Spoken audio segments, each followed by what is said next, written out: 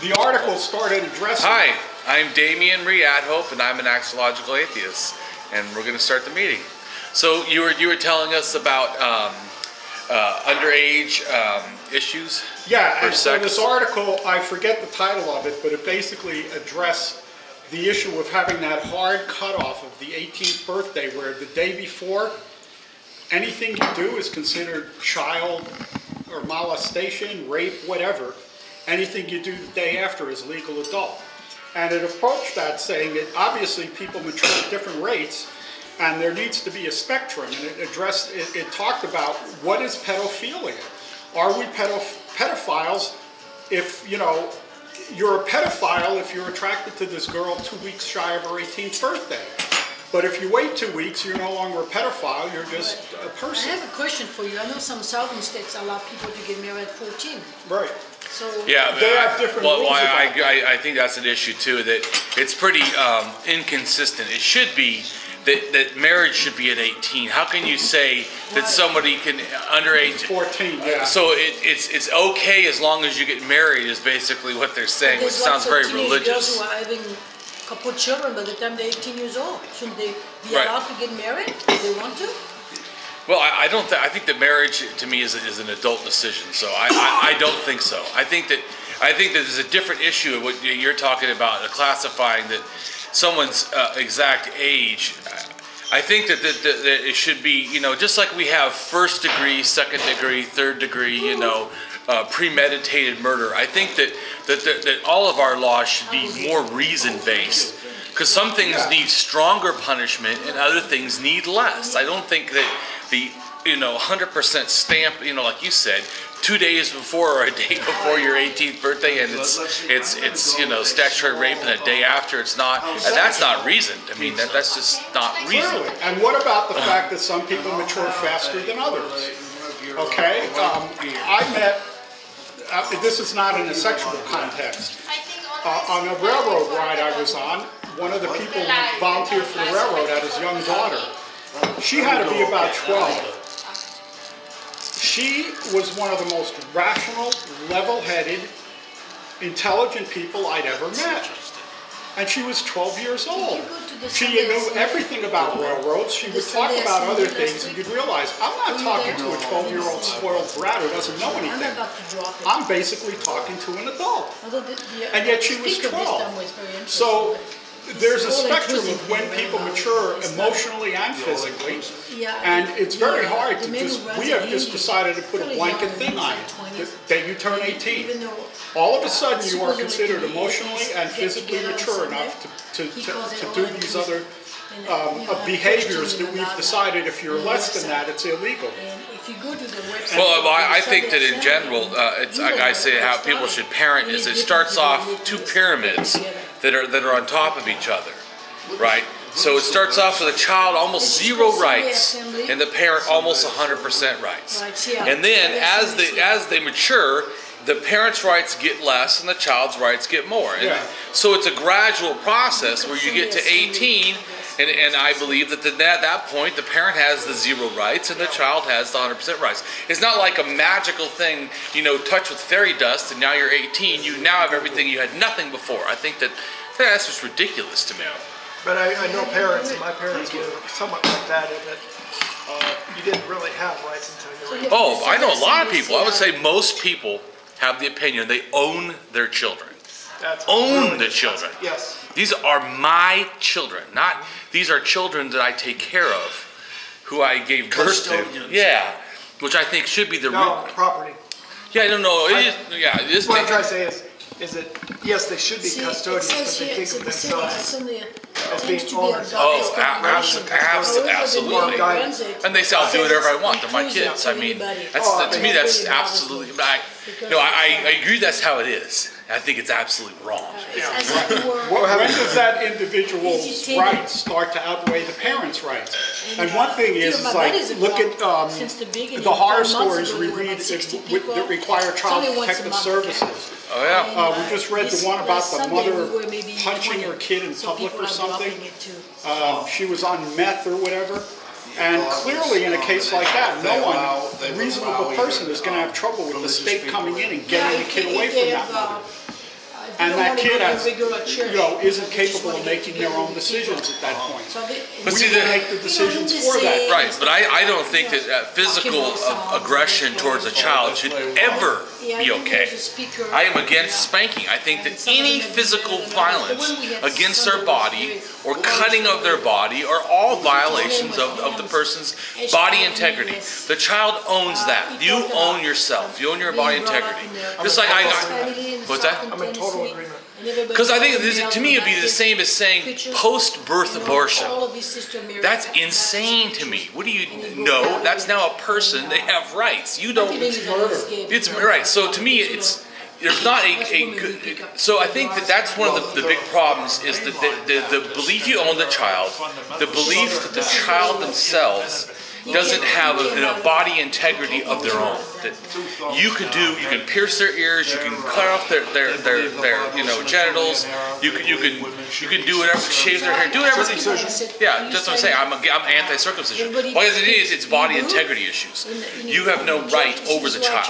Period. I mean, now I think that at a certain age the child can choose things. Like I said, I think maybe if they were 16 and they decided they wanted to be circumcised, I'd be fine with that because now they're almost reasonable where they can make that choice. Well, the thing is that I just read an article that was just published this week where they've done a study on circumcision and linking it to AIDS and finding out that in the countries where AIDS is prevalent, it's much more prevalent to get with uncircumcised men. So apparently, not being circumcised increases the vector for AIDS transmission. That alone would be a good argument for circumcision. Right, at 16 when you can make an adult decision, not at 2 years old or 6 months old. In other words, you don't have the right to that. And also, what you're referring to, I'm not so sure about that aspect because the thing is, they're not sexual. There's no. Yes, they are. I was sexual by 12. I just didn't get to do much because I grew up in the 50s and 60s. There's lots of kids today by 12 that are having sex. But we could say a safer bet would be to then make sure we sterilize all kids. Take a pill so that they cannot get pregnant. No teen pregnancy. It's just the industry is cutting their body. You don't have a right to cut their body. And as far as about the AIDS thing, okay, AIDS only passes through blood. That's it. That's really it. Did you know that if you check the website, the CDC, in 20 years of research, no woman to woman passed the AIDS virus. Never have. Okay? It takes, in a man's semen, I took a whole class on it for my drug and alcohol counseling degree. Took a whole class on AIDS. So AIDS only passes through blood. Okay? In a man's semen, it's about 1 in every 5 times that there's an amount of blood in the semen. And that is how AIDS passes through semen. Okay, then how are you going to explain this? So hold on. So circumcision, I know what you're talking about. First off, that study was only done in Africa. They also did another study, can AIDS pass through known infected women with non-infected men, with using prostitutes. I know what you're talking about. That's not been studied in America. That's been studied in Africa. And it has You're talking a study that came out this week. Well, there was already been a study. I don't know when. Okay. There was one that came out in Africa, and it had to do with people being circumcised. I don't remember about the study this week, but clearly you're talking about a different study if you didn't talk about the one that was just announced this week. Okay, well, I can talk about the one that I know. There was more than one study. The one about circumcision had to do with, see, when the foreskin pulls back, it can get splits in it, okay? But this has to do with low body care, and it also has to do with skin type. Some skin types are more prone towards things like that, okay? So it's not universal, like people that are, have drier skin. Someone who has a drier skin is going to have more chance of skin read about the study, cracking. What I read about the little I read, and I'm sorry I can't recall more, that wasn't the case. So I think that you should read the new study. Okay. The thing is that your assumption is you're taking the past. It's not an assumption. I'm taking a past study. It's not an assumption. You're taking the past studies and extrapolating it to this study and its results. So, but I think you need to find out this study and see, because the thing is we have plenty of examples in science Okay, so where past studies have been too small a set, too restrictive, whatever, and then someone does a really good study, and it completely upsets all the common beliefs. right, yeah, but also it has to do with cause and effect. They don't know for sure that not having foreskin is what causes it. First off, because you don't have control of people's sexuality and their sexual behaviors. Well, what if if the study was done amongst the same populations, okay, just for argument's sake, pick on the Germans. So if the study was done amongst German men, through all the spectrum of German men, okay, and all it did was weigh circumcised against uncircumcised and found this result, then there's pretty strong evidence that the circumcision is linked. Now, if you did the study with uncircumcised guys in Africa versus circumcised guys in upstate New York, that's a skewed study. Okay? Now, my understanding from what I read on this study, and again, I wish I remembered what it was. But what I'm saying too is you'd have to know they're not bisexual because, like I said, it passes through men. So if men are having sex with men, they are the highest to catch AIDS. So I'm just saying you don't. The study didn't say anything about having sex. The study has correlated circumcision with the higher occurrence of AIDS. But that means you had to have sex. It didn't say what kind of sex. The study... I know, but I'm making a comment that, in other words, if you do not have sex, you do not catch AIDS. Yes. Okay, so the reason, like you talk about the foreskin would have to do something to stop in the act of sex. It would have to be like a condom. It would have to do something or not do something for it to be a difference in catching or not catching AIDS. Well, I think that there were references. So I'm telling you, I do understand the science involved in what it takes. There has to, in other words, I was going to say about in Africa, they had women who had AIDS. They had men who did not have AIDS. They were having, because in Africa they believe in unprotected sex. They do not believe in condoms because they feel that it stops their sensation. So in this study, it talks about this. So these men were having sex even though they know that the women have AIDS. Okay, the ones who caught AIDS the most were when women had open sores, herpes, and the men also had open sores because then you had blood-to-blood transfer. Without blood-to-blood transfer, some of the guys that had sex with the known AIDS did not catch AIDS. So I'm just saying, yes, it does, because I'm telling you, the foreskin would have to stop getting an open cut or an open sore. There's no open cut and open sore. The foreskin is not doing anything different. Because when you have sex, the foreskin pulls every time. Sex, it's covering you and it's a breeding ground. You guys, would you stop talking about cocks? What? I also want to mention too, I think you said that it was Are you getting horny? No, but the you study getting cocky. showed a correlation. But we hear it over and over again, correlation is not causation. It could be a third.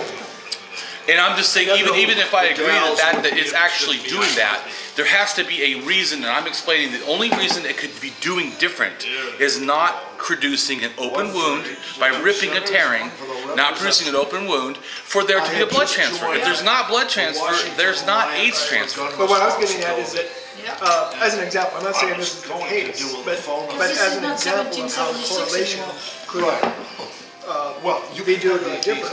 For example, people who get circumcised may engage in behaviors different than those who don't. I agree. So just because you're comparing one population that's circumcised with another one that's not, that isn't itself sufficient because there could be a good cause. For example, they engage in behavior that's more risky. Sure. So, this is for the U.S. citizen people. I support a safe gun law. Yeah. And I agree. You have to correlate. Here's a possible vector. They were mentioning something about cleanliness. So a guy has sex who's got AIDS. A bunch of his semen gets under the foreskin and stays there after sex. It's a nice breeding ground. It doesn't dry out quickly, and it stays nice and warm. Right, but So Danny goes and has sex with well, someone else. AIDS can only last outside the body for about an hour. But anyways, is it outside the body if it's covered up in skin and staying warm and moist? in the Okay, so semen? maybe it could last a little bit longer. But you're saying his own semen. But you're saying his own semen. If he doesn't have AIDS, his own semen is not going to give him AIDS. You understand? His own. In other words, it has to come from the other partner. It could, but I can see that if you've got a nice breeding ground. No, it's not.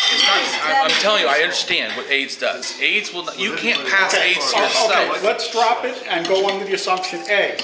Until you read the study and disprove it and have the facts, I'm not going to accept any refuting of that study until I did not. based on your previous study. Yeah, Because you're saying that what I'm saying is untrue or whatever. No, I said that you're saying is it has to have a causation. In other words, the only reason I didn't say foreskin doesn't do that.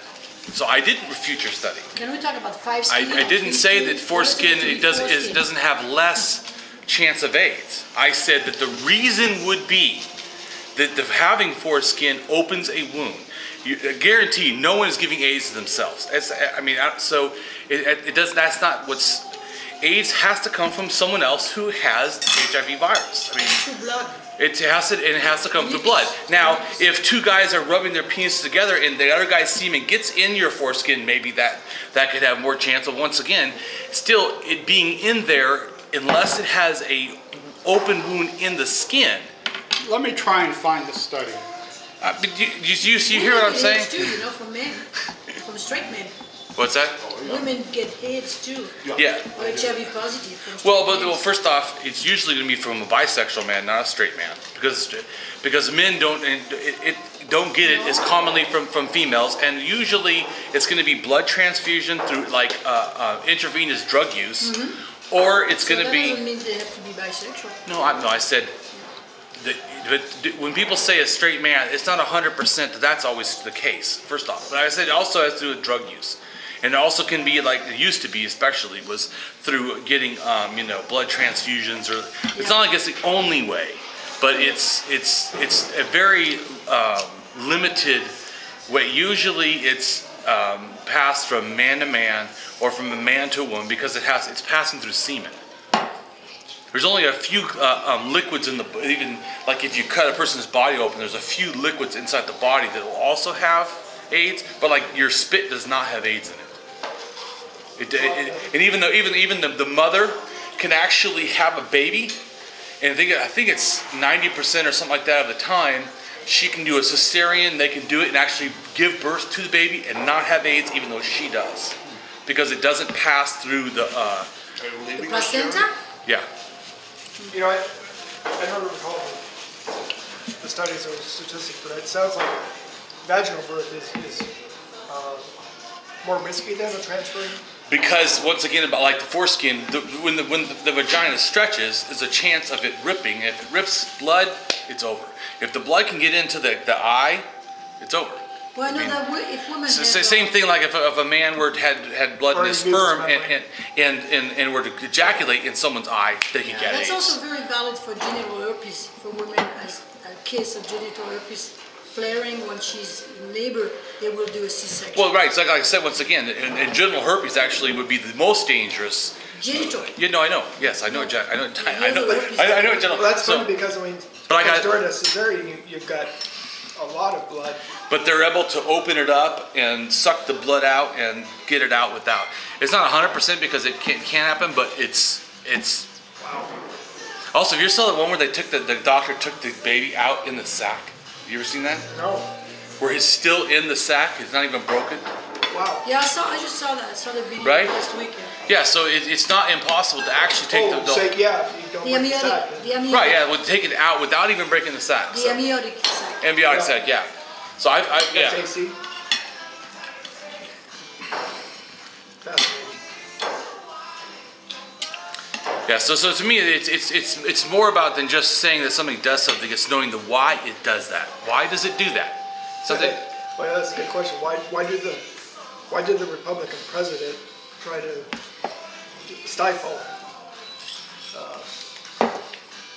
Science? Well, no, I'm trying to remember what was. There's so many things to think of. You forgot, right? You're like, this, that.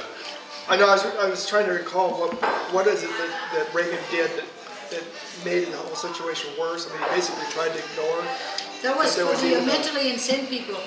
It's not. They cannot be locked in now without their permission. And usually, when Reagan came up with that, Reagan said, if you are mentally unstable, you cannot be locked in without your permission. Well, no, I was referring to the AIDS epidemic. Oh, the HIV thing? Yeah, before they knew it was HIV. You might recall they discovered, or they diagnosed people with AIDS, but they didn't know what was causing it. Yeah, they call it a gay disease. And they didn't know what was transmitting it. They didn't know anything. Well, then they've already cured a few people. They cured, I think it was like 3 kids and 1 adult or 2 adults or something. But I don't Reagan's think it's response totally was cured, but it certainly can be checked in because one of my No, I mean they checked and it's gone. There's a couple people that they were able to do stuff and it's gone. Because one of my students, 53, and he said he's been HIV positive for about 30 years now. And he has it in check. One of my students. Well, that's another thing too. Is it's kind of like the flu, where there's not really one AIDS virus. There's a whole bunch of versions. Oh yes. French. But at where? Oh, It's constantly mutating. Oh, okay. Wait, this is in Uganda, like I said, Africa. What is this?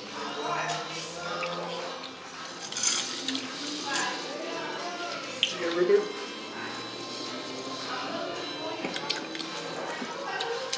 I got iced tea. I just think it's radically But no one else stronger than commented what I on got it. It's before. just that Wine, Because- Sammy? because it looked like it was a disease that was Beer? afflicting gay What is that? men. Reagan. I think it's iced tea. Well, no left one a finger. cared, right? Yeah.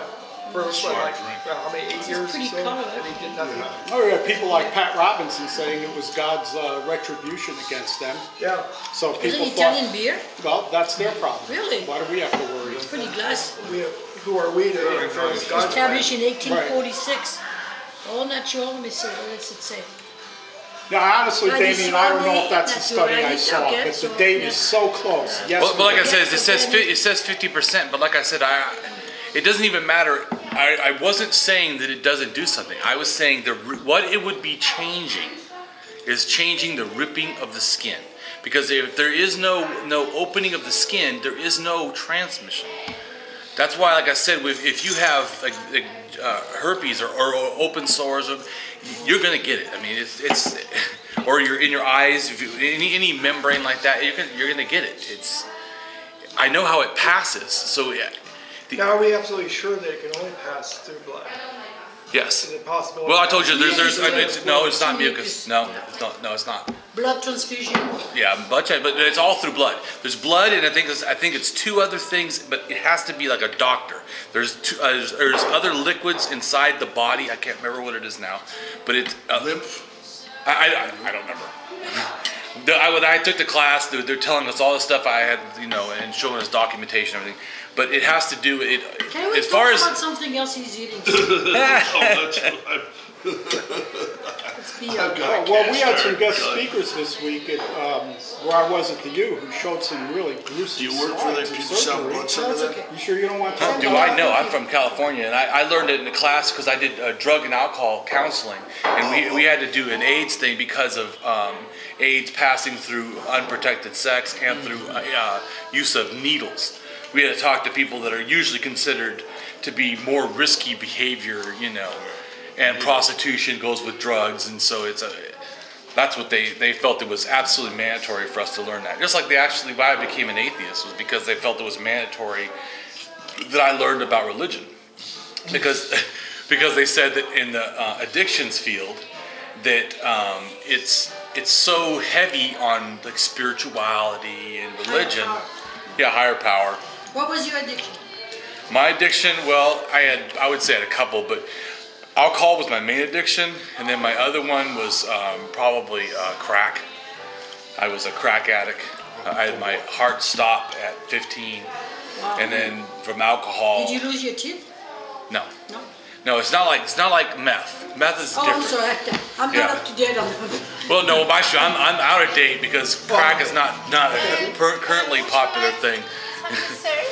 No, thank you very None much. for me, thanks. But Oh, meth is homemade, right, in the bathtub? Yeah, meth is a little. And Meth crack is is definitely. from It's cocaine? not as deadly, is it? What meth is as Well, what it's coke? bad. Compared to crack cocaine.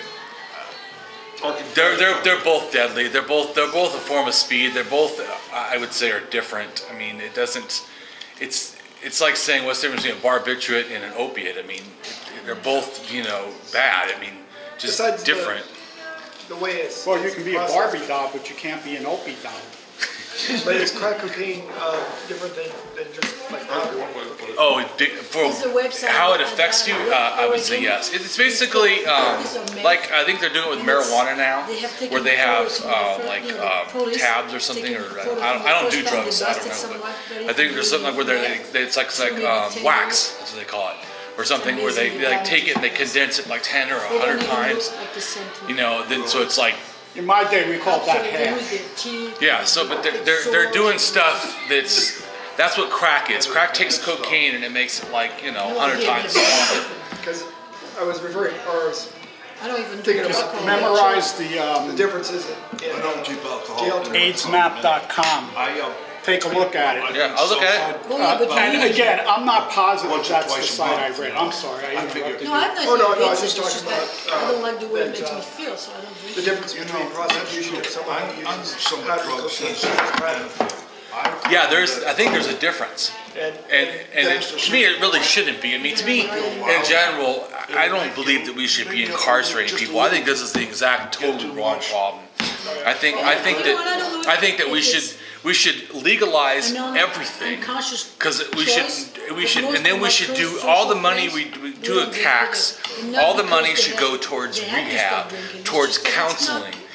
And I think that we should have school counselors. I think that it's the reason why most people, like they did a study before on rats, and rats will do drugs, they'll do alcohol. But one of the reasons why they do that mainly is because they have no other stimulus. In other words, if you give them like tons of other rats to play with and things to climb on and stuff to eat and do, they won't become addicts. But if all they have is one wheel in a little tiny space, no movement, and they have drugs, they will do drugs. Kind of, yeah, they did. There was just a recent study about that where what they did is they took mice and had them in relative isolation versus mice in a social setting. Yeah. In both cases, they offered the watering tubes Yes. with drugs and without. Yeah.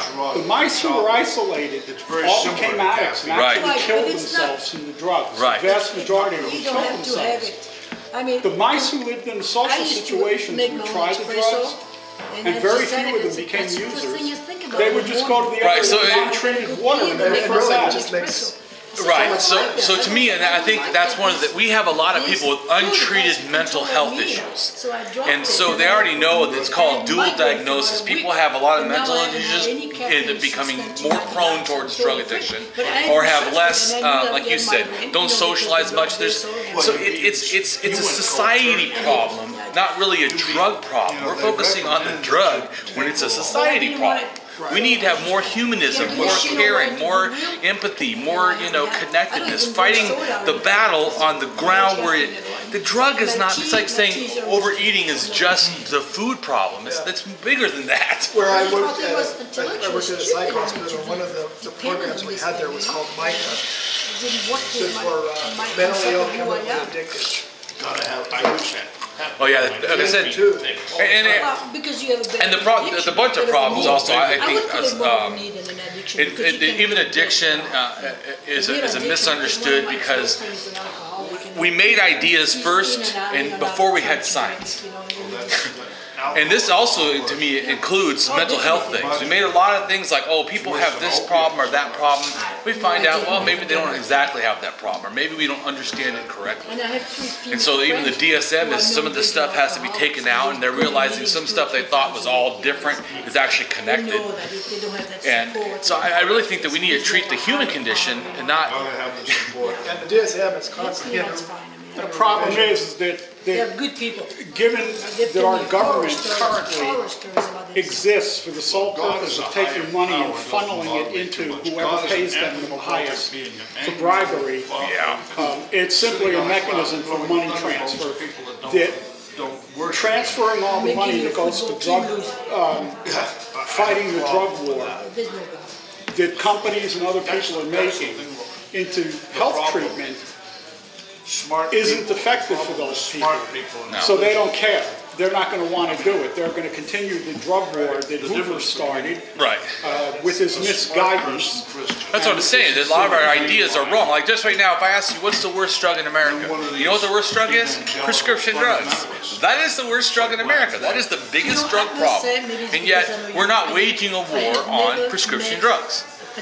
And so there's another thing too, is that why is certain prescription drugs, do you know Valium? There's no level of Valium you could take to kill yourself. You would pass out first. And so to me, things like that, why are... If you swallow a whole bottle, you're in deep shit. Yeah, but what I'm saying is that stuff is not being given, and then stuff that's opiates. To me, opiates should be a lot more dangerous, and yet they're giving these out a lot more. And yes, they help anxiety and stuff because they numb the whole person. I'm just saying that, to me, it's just like... Their opinion about marijuana is actually scheduled wrong. It's scheduled as like heroin. It's totally ridiculous. I don't even do it. I don't do alcohol. I don't do drugs. I've been sober for 26 years. But I think that we need to take everything that's as addictive, not as harming. Because to me, it should be about harm reduction. All addiction treatment should start off with harm reduction. If we can reduce harm in general, then we've already done something good. There's so much as a culture and a people we would have to change that I feel that it's probably never going to happen because one thing is that we have a youth that idolizes parkouring off windows and slamming their face into brick walls. And they think it's funny when they injure themselves halfway to death.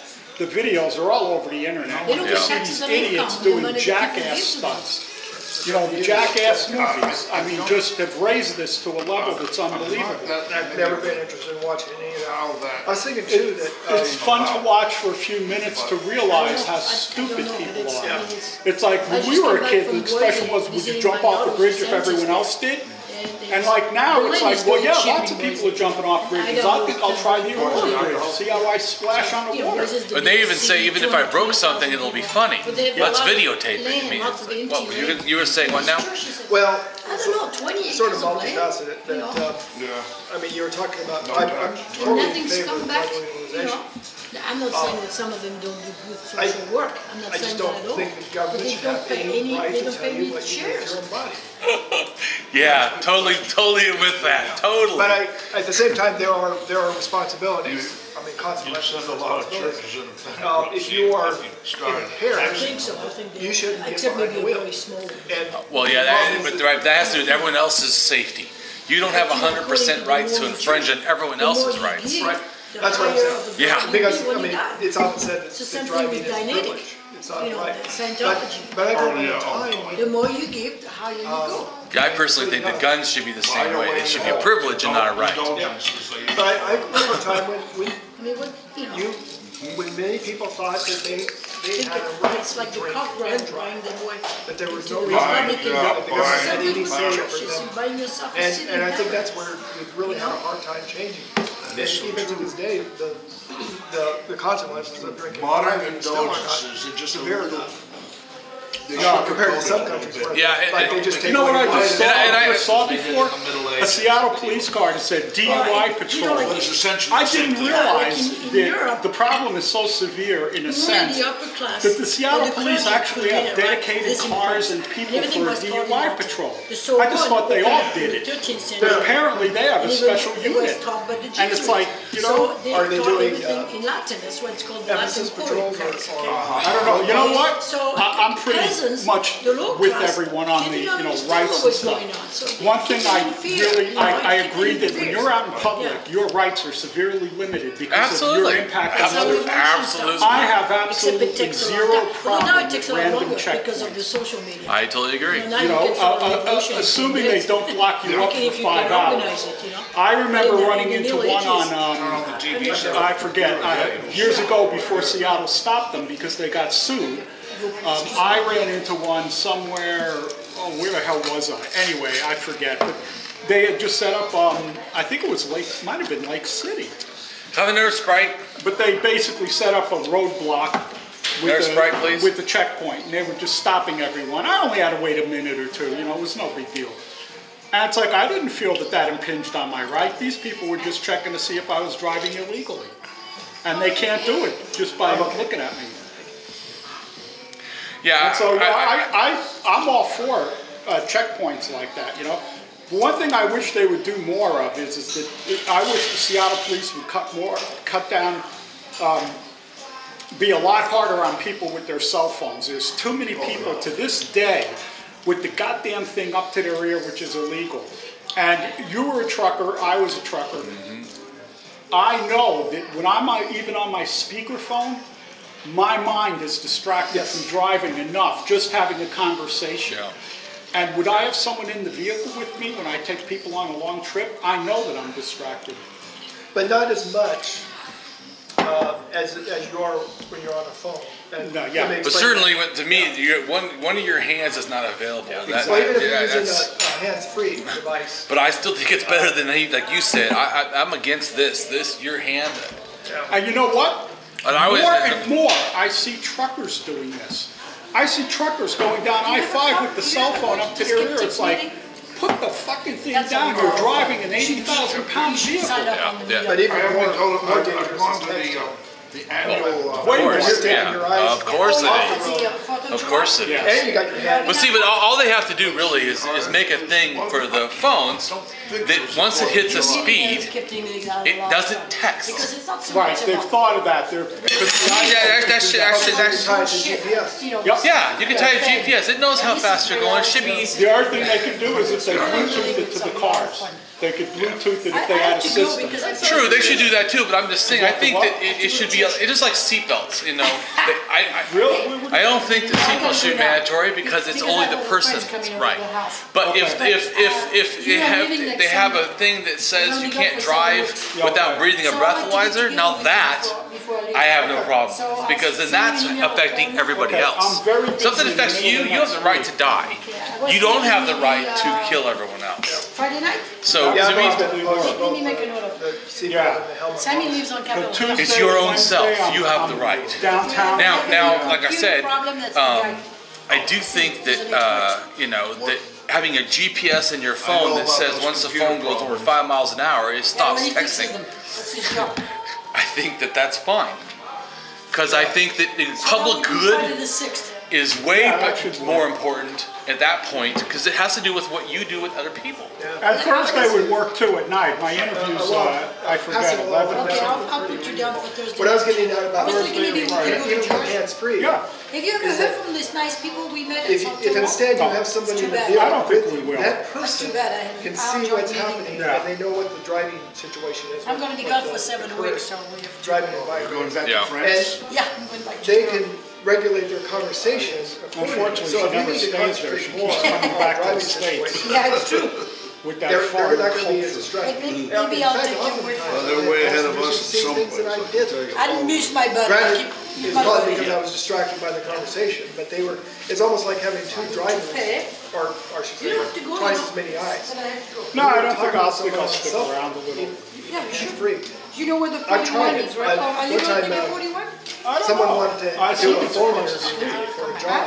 Somewhere across the street. It's across the street, around the corner by, That was I horrible think it's situation Bartel. for me. Right by Bartel. I was so You take the distracted. 41. Oh, okay. It's right around the Lucky corner. that I survived that All trip. right. I don't know which one I'll I was take. driving down I'll probably 405, take the 75. because Yeah, I think Since it's I sort of like used to live on people have that. sometimes have very There's a trip emotional down memory conversations lane. too. And I think that can be Yeah, and so I'll dangerous. sit on the But other it's side harder. of the bus I this think time. that we should, Take the you know, other you can't control sometimes how Yeah. people do it. But I I used think to it's take like that having a every single TV day on the to dash. work. texting it to me is Where'd you used to work, sir? When I worked at the U, I lived out right in front of the Sandpoint Naval Station. And I took the 75, and I was a student too. But when I was a student, I didn't take the bus much. I usually bicycled. Yeah, I love the bicycle. I should get I don't that want you too. to think I'm dropping it. Okay. Mine's the cheapest. Thank you. But I think that those are all, to me, really secular issues that we should be dealing with. I mean, it's about well-being for society. Yeah, but I totally agree though that I don't understand, and I'm so happy to see that we were one of the first states to legalize marijuana. Even though I have no desire to use it myself. Just like I said, I'm the same way. I'm with you. I don't use it at all, but I think it should be. I've been sober 26 years. I don't even drink alcohol. I can't stand Alcohol is a lot worse than marijuana. Yeah. I agree. I'm just saying that. My point is, I'm just saying is I don't do either. I don't plan on ever doing either again the rest of my life. I haven't done marijuana. I only drink socially. I mean, I don't even keep it in my condo. I don't keep it in my apartment. Yeah. It's because Randall. But I'm just saying, I'm for legalization, even though I'll never do it, because just like I'm for gay marriage, and I don't plan on having one myself. Well, I'm for gay marriage. I'm for marriage for all, but not marriage for me. So, I'm for gay marriage too. is, I think yeah. people should be happy. We have, at the Yeah. place that- Actually, Well, people should have the right to marriage. It's not. I don't believe that marriage always produces happiness. I think I'll kind of. Oh, he's going back to the original meeting until.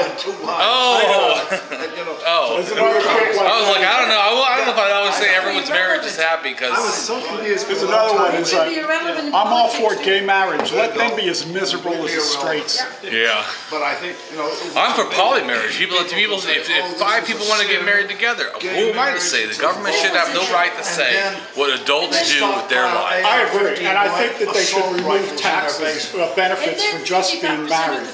There should be tax breaks for having kids because you're helping propagate society. And kids are a major expense, so I can understand. I agree there should be a tax break for kids. Deductions for kids. Well, I think there should be a reduction for kids, but not for the reason you said. I don't think because of propagating society. I think because the kids' well-being is important to me. That would be my reason. That you need to have more money to make sure that they're cared for, not because you've given kids to society. I'm just saying the only difference. Well, I mean, I Oh, can it's the see, same thing. Yeah, same thing. I Yeah. can see that from different angles. I mean, Are you a different one? no, I mean, like for example, I'm all for public education. I think education is very important. But when would you start it? Because that's always an issue for me. I believe that preschool should be paid for government. I believe that the first 2 years of college, the daycare, and the first 2 years of college, I think because our society is now so technologically advanced, I don't think anyone should leave and not know computers. I just think that it should be bad. But so what do you think about that? But on the other hand, I'm not so sure that people should get tax breaks. the rapture hasn't having come. kids. I mean, that to me seems like it's discriminating against single people. Why should a single person? Close to God. Deductions. The more people you have to support Yes. with your income, then I can see the government. Because if you're supporting people who can't work, it makes sense that you should get. I'm not arguing Sean. I'm just saying that there is a fairness issue. Somebody tell me Aren't that available. Right, but I chooses to have I'm kids. just laughing my head off. I should say. well, I don't think everyone has kids chose it. A person who chooses not to have kids shouldn't be penalized for Well, making. that's why I agree with the part that I don't think married couples should automatically be able to Right. file together and get a deduction. Right. Because I agree. especially when we have so many dinks, why should they get, tax breaks? Same with When buying people a are making house. lots And of if money. marriage Why is should a only for person men who and buys a women house to get a tax procreate, break when a what person about who- people A who rent. get a divorce? Yeah. It's a question of fairness. Right. No, but I do agree with that because I don't think that renting is anything different than buying. If you take that, but the reason why they do that, I know, is because they want to build stable society. Okay, Sammy, I'll see you. And if you build a Okay. house, you usually don't move All right. around. Alright, you guys, I'll see you in 2 months. Although I agree with you that usually nowadays people do stay in apartments sometimes 20 years or 10 years. I mean, it's not. Now, Join the skeptic well, group. I think you would reached a really point like it. where buying a house is not economically Well, I'm a skeptic about just about advantageous everything, for me. except scientific medical. See, and I consider myself to be a rationalist who uses methodological skepticism. Well, I I can't go against scientific or empirically observable evidence. I mean, if they say you got I don't go against empirical evidence. I'm saying is, I take empirical evidence, I use evidence and reason to come to conclusion. Right. So that's why, to me, I'm a rationalist, because I believe that there's some things, some people say I'm a skeptic. Unless I see evidence, I can't disprove something. Right. But I would say that if you tell me you have the planet Pluto in your pocket right now, I don't even need to look. Right. I'm a rationalist. I already know that does not fit. That does not fit in reality. It's like if you said, well, I have the Nile River, in my backyard. I know that's false. I don't even have to go look in your backyard. I'm living in denial. Is that the same thing? But I'm saying, so to me, that's why I say I'm a rationalist, because there's a lot of stuff that I can debunk without having to have any evidence. Just because that's empirically observable. That's what I call it. It fits too, right? It's reasoned about, because it's not visibly seen, but you're using empirical reality evidence and understanding how it fits in other correlations. Right. Yeah. That's why I say I'm a methodological skeptic. In other words, it's called scientific skepticism. It means that you basically it means that you hold out for inquiry, or you demand proof for things. It's because philosophical skepticism says I doubt reality, or I doubt the ability to have knowledge. You doubt that you can really does this room really exist? Do I exist? Exactly. Right. That right. Ow. Yeah. Well, I think I do. Right. But you can't prove it. Yeah. That's. I don't agree with that. No, I don't either. I think we gotta call something. Gotta have a ground something. Right. So that usually what they say is it's an a priori. Science accepts an a priori of reality. There's pre-existing understanding that the reality is testable in the way it is, or that because we can prove it is within this, that what's the difference between if it wasn't? There is. You just have to at some point accept that this is real. What I can test matches up to what I can test. I think I'm a methodological skeptic too. Well, probably a lot of people that say they're a skeptic, that's what they are. Although if they say, well, I don't know if reality is real, well, then you're not a methodological skeptic, because that's not how they work. What is real? If you say, I don't know if reality is real, that is philosophic skepticism, not methodological. It's a distinction. So if you say skeptic, most people are methodological or scientific-based skeptics, which means that they only doubt what's unknowable or unknown, not what's known. Because a philosophical skeptic could doubt, well, you don't know anything. Sort of on a parallel track, I watch a lot of videos online regarding with Sean Carroll debating William Lane Craig, for example. Yeah. One of the things that Sean Carroll said that was... No, I like Sean Carroll. Yeah, it's just... He mentioned this in debate, and I marvel at the fact that I didn't think of it myself. But they were debating about fine-tuning of the universe. And there are two things actually, there are many things you can say about that. One is, fine-tune compared to what? Mm-hmm. What do we have to compare the universe to know that it's fine-tuned? Do we have any examples of a universe that's not fine-tuned? That's a good point. Or what would a universe that's even more fine-tuned look like? The other thing that Sean Carroll said that I thought was just genius was, why would God need a fine-tuned universe to create life? If he's omnipotent, he can do it without a fine-tuned universe. Yeah, to me the whole God thing is to be personally, is ridiculous. Even if they say the Big Bang, well, they started, you don't know that was the start. It could be the last in a successions of universes that collapse and then form this one. It could be the first of, and there could be more universes that happen afterward. You know what you need to say if you're intellectually honest is, at that point, I don't know. Well, that's what Sean Carroll said, is that don't know. It's not actually, well, what he said is that basically it defines the end of our understanding.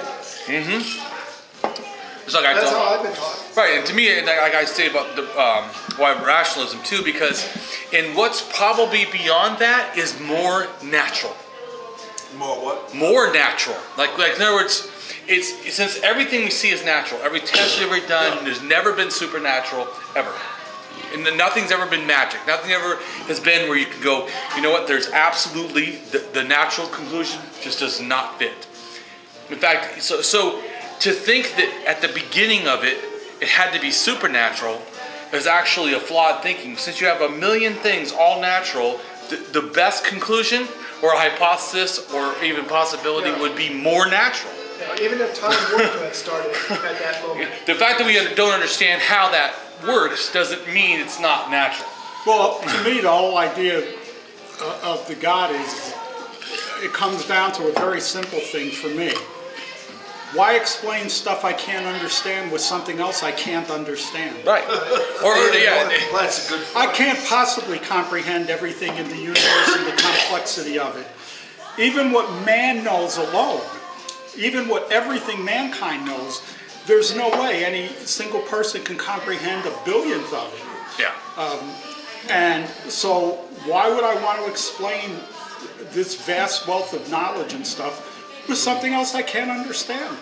Right, and to me, it's a logical fallacy to even bring up God, because God's just letters. Everything you add to those letters, you're lying. You don't know. Yeah. Everything. There's not one thing you add to those letters, G-O-D. That's very Judaic, actually. But I have faith. I have faith. Faith in the acquisition of knowledge is not worth believing in. But it doesn't matter with the knowledge. It's all based on faith. Because it makes me feel good. I always tell people, but feeling would tell you that you're not moving right now. When actually, at any given point on the earth is moving about 1,000 miles an hour through the solar system and spinning. Well, so, relative to, the surroundings. But I'm just saying, so I'm saying, but I mean, and that's the thing. how you feel doesn't really equate to reality without science. But even there, you're talking about like the motion of the. First of all, the rotation of the Earth. That's one. The other is the motion orbiting the sun. That's another. Yes, it is. Then you got the sun, the solar system, Right. orbiting around. It isn't even the whole universe is moving. Well, orbiting around the galaxy, around the center of the galaxy. Yes. And then you got the galaxy itself is moving. Right. And all these. And everything's moving away from each other. Oh yeah. And everything's relative. And yet there are people who actually claim that the Earth is stationary, and that they, what they do is they adopt a reference frame where the Earth is, or where they are stationary, and everything else is moving around them. But what's funny about that though is, for people who still believe that the Earth is at the center of the universe, that means you have objects like in the Kuiper Belt that have to be moving at past the speed of light in order to go around us in a day. That's ridiculous. That's what I'm saying. Well, of course. Ridiculous. To have an outlook like that is to just deny things like. Apparently, I didn't realize this. I knew there was a whole group of people who denied the existence of the moon landings. There's people who decide this is the moon. Some people say it's a hologram. Yeah, the moon is. And it's like, they came up with some bullshit to account for the tides. It's like, the tides can be explained. It's like, no, they can't be explained. Just because you say they can doesn't mean that's true. Yeah. Just because in your mind you invent something that, you can't scientifically explain the tides without the sun. But I think, like you said, original, that trying to explain something you don't understand with something further you don't understand, even if it wasn't God, just like you said, like the moon, it's still ridiculous. You don't have the right to even talk about this stuff since you don't understand what you're talking about. I think part of the problem we have whenever we're discussing any of this, whether it's the science or religious aspect, we have degenerated into a society where everyone's opinion matters. Yeah. Now, everyone is entitled to their opinion. Yeah, it doesn't matter. Everyone's opinion doesn't matter. And when I say matter, I mean everyone's opinion doesn't have meaning to the other people. And for proof of that, just go down to Pioneer Square and just walk amongst the homeless and stuff. A lot of these people are mentally ill. And the opinions and things they're going to proffer, most people who are rational would say clearly that person's mentally ill, so what they're saying doesn't matter. But unfortunately, we live in this media-starved world where when people spout this stuff, it's like they're given legitimacy. And it's like, no, they shouldn't be given legitimacy. Pat And Roberts so was given legitimacy. Exactly. If you want to see someone mentally ill, go to Pat Roberts' Oh, God, church. that man is sick. Nothing, nutty as a fruitcake. He is. Yeah. And a bunch of them are like that. I mean, it's like, you know, it's one thing. Yeah, unfortunately, the televangelists, they're like that, and they give people comfort because they say this is the way it is. If you want to, if you can disbelieve all the scientific evidence and disbelieve your own senses and empirically observable reality, as I like to call it, then you're going to be nice and comfy with us, provided you give us all your money. Well, I don't like it. Yeah, go ahead. I can't believe that the vaccine has become an issue in this country. How goddamn far back do we have to go, socially and scientifically? It's like, well, I have the right not to vaccinate my child. It's like, yeah, well, the rest of us, our children, have the right not to have your sick kid in school. Yeah, not to catch your... I really don't think, I think it's medical neglect, so I don't think they have the right to do that to their child. So Yeah. I would disagree with that statement because they don't own your kid. You don't have to take it. Yeah. But You don't your want to be kids are sick. you have the responsibility to not medically neglect them. But I think that the issue too is that they act like they're skeptics. You are not a skeptic. You're an idiot. No, you're a denier. Yeah. A skeptic is if you're using that word wrong. Because like I said, you're either a philosophical skeptic, which you deny reality, which I think that's not valid anyways, or you're a scientific skeptic. There's nothing else. There's no religious skeptic. You're a denier of reality. Well, skeptics believe, if it is scientifically proven, like for instance, the Earth revolves around the sun, then skeptics will believe that. I mean, Well, like I that's said, what right, methodological skepticism is part of the scientific method.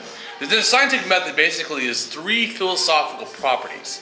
It's rationalism that comes up with the hypothesis. It's empiricism that tests the actual observable or tangible reality. And then it's skepticism to make sure that you didn't do something wrong or that the conclusion's not overreaching. And then it's rationalism to then understand what did we just find. And then it goes through the whole process again because testing it once, even proving what you think you proved once, is not enough. So it's still back to skepticism because it says, well, are we really sure that's what we got? So you read. One of the problems with so many of the sciences today is the fact that it relies heavily on statistical analysis of data to come up with conclusions rather than a straightforward experiment. And more they're finding that someone just had to retract the whole paper. The authors retracted it. They didn't admit any wrongdoing, but they retracted it because somebody else ran their data and found out that they'd made some major errors in their actual processing of what they had done. And they give it to a grad student, you know? Huh? In our statistical analysis? Yeah, they basically blew the whole analysis, and they took the wrong data sets, or I forget the details, but basically fucked up royally. Yeah. And it wasn't something like go in a lab and pour stuff together and measure it wrong. It's like they were taking data and correlating it. There's a neat website, and I wish I remembered the URL. It got pointed to about a week or 2 ago.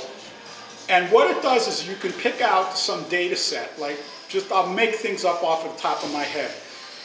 The consumption of Hershey's Kisses in Paris, France.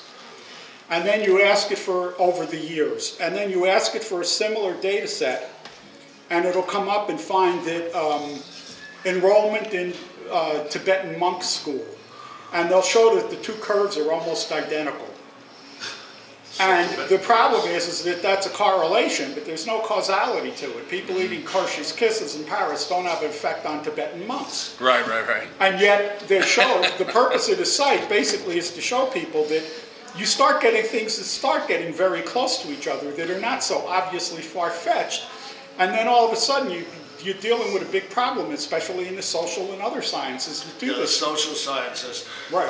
Behavioral scientists are very, very susceptible to this. Right, and they get a correlation and they can report it, not realizing that the data sets are similar, but they're really not correlated. They just look the same. But you also said a key point too. You said reported. And I think that the reason that they report stuff before they're not really sure, because they want to be the first. It's all about, I just came up with this thing, I proved this. Well, it's also part of the... If they would wait, longer, and keep studying and other people validating, but it's like you said, they report it as soon as they think they know, they report it. And but part of the problem there is the funding situation and the publish or perish mentality. Well, true. And the problem is that you have to publish. And if you're funded, like when you're published with the NIH, funded by the NIH or the NSF, they have guidelines for how many papers and how much time you're supposed to turn out from you and your students and so forth. And if you don't meet that, then you're lucky to get another grant. All right. And so the problem is that, like, if you're breaking research and breaking ground and not getting the results you wanted, people don't publish their failures, which is a very unfortunate part of the science, because what we find, we found many cases we were repeating other people's experiments, and then later found out after talking to them that, yeah, we tried that and it failed, so we never published it. Yeah, that's a good point. That's true. That's a good point. I never even thought about posting failures. That's a good point, though. Right. Let's say someone came up with the hypothesis that running into a wall face first would cure acne. Okay? The first group that studied that and found out that it didn't work should publish that so no one else runs into a wall. Yeah, that's a good one. Yeah, but they don't, and they don't publish their failures. When I was in computer science class, we had this, I won't go into details, it's going to be hard to summarize it, but we had to write a program that would be sped up the most inside the computer using the computer's hardware. And everyone picked the most obvious things that everyone knew would speed up radically if you dedicated hardware and functions built into doing it. I picked one that no one thought of. I decided to try a square root, which was an interesting little calculation, and decide if it would speed up by putting it internal to the computer, programming the chip to do it. Send that to your representative, Jerry. Mm-hmm. I got the least improvement. I got something like 1.07 increase. Like I got a 7% speed increase. People were reporting 300, 400, 500% increases, 5 times. Some up to an order of magnitude faster. I got 7%. And like people were laughing at me in a sense, and I said, look, I didn't fail. I just went to prove why the manufacturers don't do this. Because it's not worth it. Just do it in software. You get a 7% improvement. Why build in extra hardware to do this? Yeah. So I proved something, but I got very bad results. All right. Of course, I got an A+ on the thing. There was no problem there. Because students all thought they had to do the highest results. You have to leave the napkin. Oh, I broke my agenda. You can take the paper napkins, but...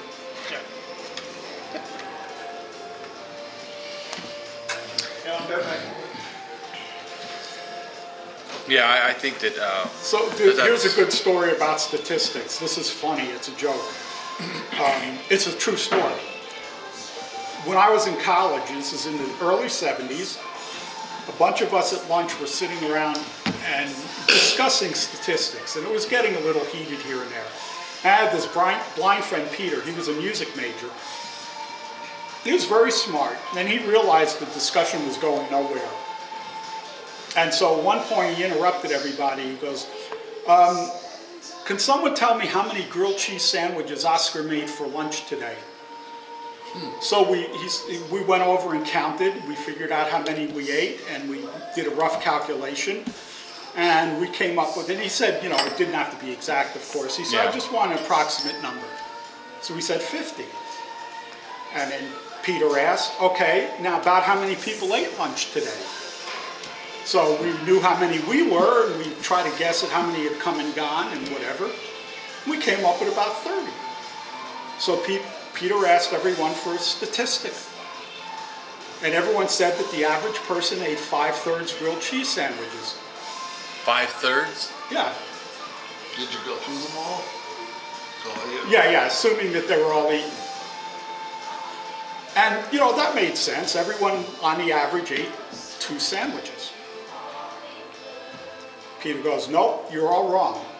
A much more disturbing statistic is the average grilled cheese sandwich was eaten by 3/5 of a person. And you start to think about that, and then you realize the problem with statistics. 3/5 of a person.